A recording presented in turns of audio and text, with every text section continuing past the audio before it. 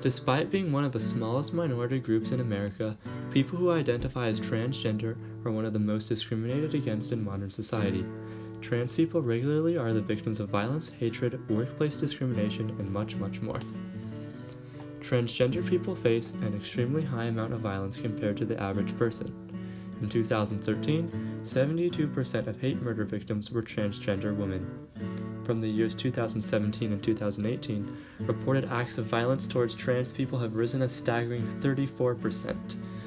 Transgender people are 3.7 times more likely to experience police brutality than the average person and are 1.8 times as likely to experience sexual violence, and these are only the reported cases.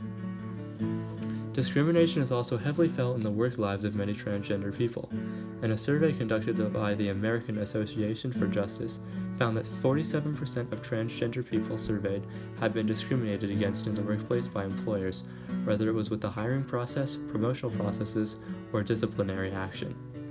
And 78% have experienced general workplace harassment.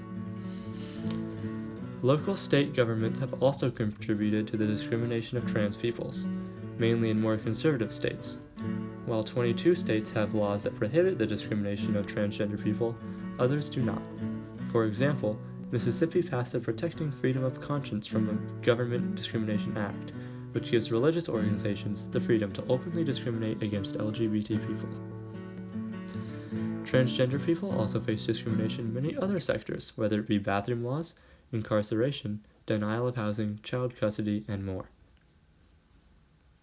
It's the Catholic Church's teaching that every human being is a part of God's creation and that everyone, regardless of gender, deserves to be treated as such.